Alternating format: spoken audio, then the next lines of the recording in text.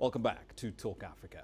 Now, to offer some further insights into that partnership and Africa's relationship as a whole with the G20, I have expert guests standing by. In Johannesburg, Professor John Stremlau, visiting Professor of International Relations at the University of Witwatersrand. And with me in studio here in Nairobi, consultant economist David Oiro. Gentlemen, thank you both for joining the conversation. Professor Stremlau, let's start with you. This focus of the G20 on developing partnerships with Africa. Does that surprise you, or is it just a logical extension of the economic and social context we find ourselves in at the moment? It's a little bit of both. I think that Chancellor Merkel is to be congratulated for realizing that it was time to put the relationship between Africa and the G20 on a more solid footing. You know, over the years, they've had some 34 resolutions with regard to Africa, so it's been a concern, but their conformance to those recommendations has been relatively low, and I think she saw the compact with, not for, but with Africa as kind of an extension of the African Renaissance mutual obligations thinking that drove for the creation of the African Union. So it was very important that she invited to Hamburg not only the one African member who was regularly there, Jacob Zuma from South Africa, but Uhuru Kenyatta from Kenya, who was at the G7 meeting, but then importantly the chair of the African Union, Alpha Conde from Guinea, and Macky Sall from Senegal, who's head of the new Partnership for Africa's Development. This is the foundation for a truly important partnership if the political will is there. Indeed. Let me just interrupt there. David, let me come to you, specifically with regard to the question of migration, because let's face it, the demographics trends across the continent and in Europe are pretty interesting by themselves. Africa will be the most youthful continent over the next couple of decades. There'll be a huge pool of labor available here. But is this engagement right now, especially in the context of migration, could it be argued that it's perhaps a bit more cynical on the G20 side to actually say, you know what, keep the migration problem on your end, don't bring it to our shores? Yeah, I think I don't, as to whether it is cynical, I might not, I don't have an opinion neither here nor there. But one thing that's for sure, migration is a big issue in the domestic policies of European nations. I mean, if you look at how migration, for instance, has played a big deal in the politics within the German nation, for instance. We have resurgent parties that, their sole argument is that we need to keep a strong protectionist view with regard to especially African and Middle East migrants. Which is basically the alternative for Deutschland. Yeah. But when it comes to Africa, there are perhaps two kinds of migrations that we see. So, of course, people who are fleeing conflicts within their nations, or people who are migrating for economic reasons, one way or the other. It could be that, they're looking for employment opportunities, or just, a chance to have better life outcomes. And so Europe, of course, the big concern is, if this wave of migrants continues going into Europe, then you have, people who are willing to work for cheap labor, and therefore are able to displace some of their, unemployed or youthful demographics within the European continent. The thing that for me I'm happy about is we are seeing a more democratic, more open global policy making with the participation of developing nations in, of course, the G20 arena. We have more democratization of the global economic policy making, and that's always a good thing. Right. Professor Stremlau, let me come to you. Specifically with regard to the question of trade and investment, what sort of opportunities does this shift towards a bit more insularity, a bit more protectionism offer to African economies? Because after all, we have an opportunity here, at least as I see it, to renegotiate from the ground up our trade relationship with the UK, for example. Well, now you're using the outliers, the US and Brexit, England. Bear in mind that the actually all 20 of the G20 endorsed globalization. Trump is much more of a nationalist, and we'll see what happens in the case of Great Britain. But the important point to make is that Africa depends heavily on trade, and the rest of the G19 really do depend on trade, and they've embraced an idea of globalization. But having said that, the question about the surplus labor in Africa and the migrations, all rooted in the problems and challenges of education, for which I think this compact has, again, a priority. Whether they can translate that into meaningful programs remains to be tested. But bear in mind that African countries suffer when forced migration and internally displaced people who create problems on borders create instability in the continent. So that this is a win-win potential. It's very difficult, I understand that. But there is at least an openness that is signaled by this compact to talk about education, health, water resources, and of course the effects of global warming, and funding properly this Green Climate Fund, which is to help African countries adjust. All of those things have to be considered on a partner-to-partner basis, not on a donor-to-recipient basis, and that, I think, is a good start. Let me ask a simple question to both of you gentlemen, though. Are we perhaps asking the wrong question here? Are we perhaps because we keep framing this as a case of what can the G20 do to help African countries to achieve X, Y, Z in education outcomes, in labor, in infrastructure, and so on and so forth. Yet for a lot of these African countries, they know what the solutions to these problems are. So starting with you, Professor Stremlau, are we asking the wrong question here?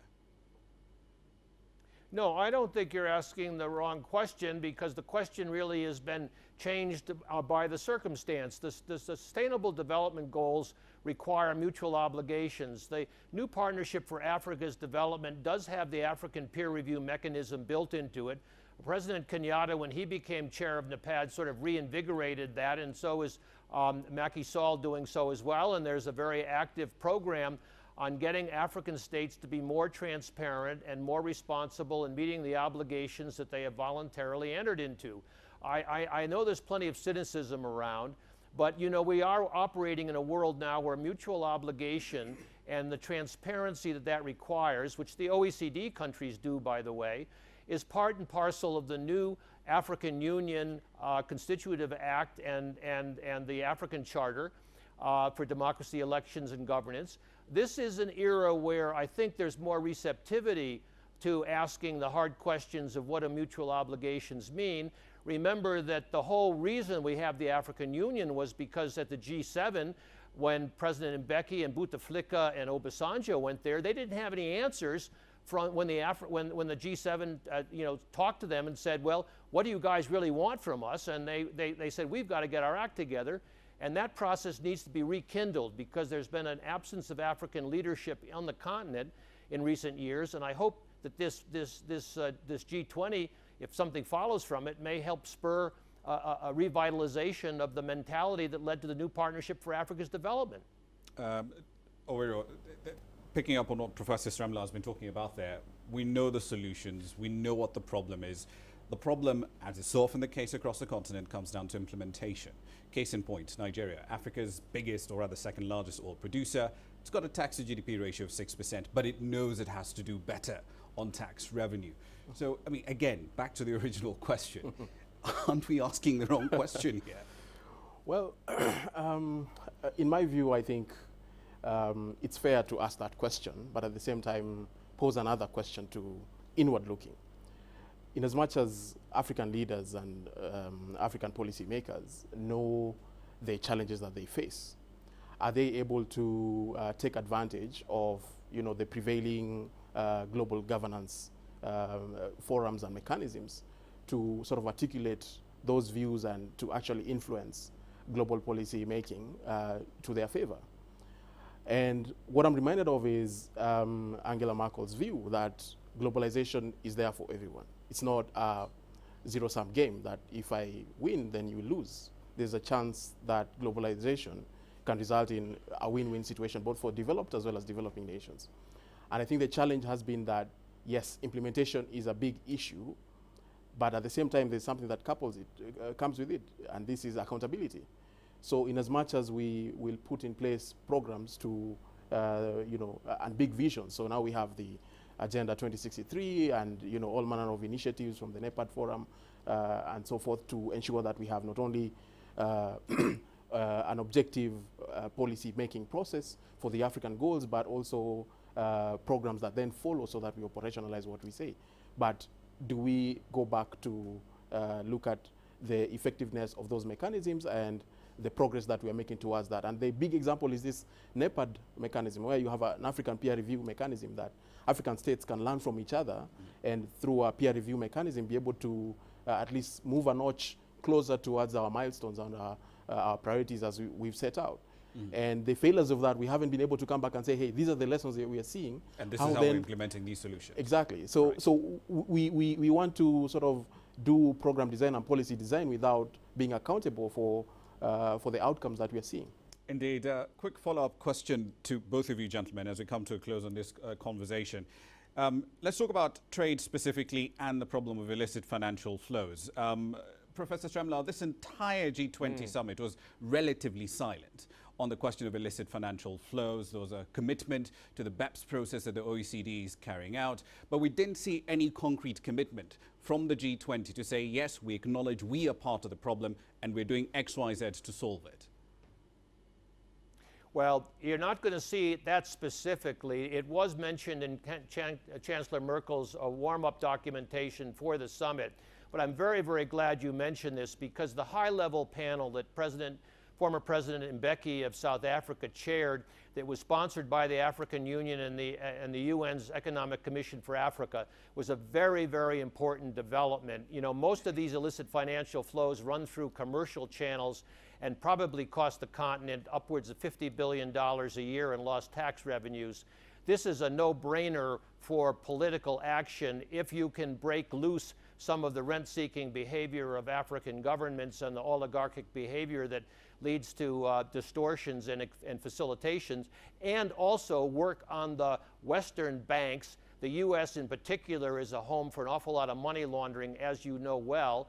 So therefore, this panel that was so important 2 years ago has to be revitalized. I know there's talk about this, because there is a receptivity, I think, among African governments to recognize they've got to stop this hemorrhaging, particularly in the commercial, of mispricing that is not impossible to do. It takes political resolve, and I think the Mbeki high-level panel made a very good initial start with their publication, and I would hope that Kenya and China and the G20 would put their shoulder to the wheel and get that panel up and running again, and maybe Africa can set an example to the rest of the world, because all the world is guilty of illicit financial flows. Indeed. One last question for you, David, especially on the trade issue. With respect to the question of trade, there's been a lot of criticism around EPAs, right? The economic partnership agreements that the EU has been trying to sign with a lot of African countries. Of course, going back to the question of illicit financial flows as well, that same argument applies there. But particularly on EPAs, what do we need to be doing over the next couple of years? Do we need to renegotiate them completely from scratch? Now, the challenge, coming back to your question, is this. We know the issue with regards to illicit financial flows. The Western world are the ones who benefit. Why? Because multinationals who are able to do this transfer pricing and so forth mostly originate from the Western world. So this is Europe, this is America, and so forth. And so knowing that, Western world is afraid, or rather, I would say they are non-committal to take serious action. They have an incentive to keep the status quo. Exactly, exactly. And you can see it starting from the Financing for Development consultations that were going on, you know, in the lead up to signing the Sustainable Development Goals. We had a big conference in Addis Ababa where one of the main things on the table was this issue of illicit financial flows, where, you know, a lot of NGOs were calling for the Western world to take a position on illicit financial flows and actually put punitive measures for companies practicing with this practice. But that never happened. And so the same case has been carried on into the EPAs. We don't expect much in terms of actions against or to try and regulate. All right. So very quickly, we essentially signed the deal. Now we have to live with the consequences. Yes. For lack of a better word. All right, we'll leave it there. We'll live with the consequences indeed. Gentlemen, thank you very much. That is all we had time for this week, but thank you to my guests for the insights in Johannesburg. John Stremlau, Visiting Professor of International Relations at the University of Witwatersrand, and with me here in studio in Nairobi, the consultant economist, David Owero. Remember, you can join the conversation on Facebook, Twitter, YouTube. There's several ways you can get in touch with our content. And do tune in again next week for a lot more Talk Africa. From me, Ramanyan.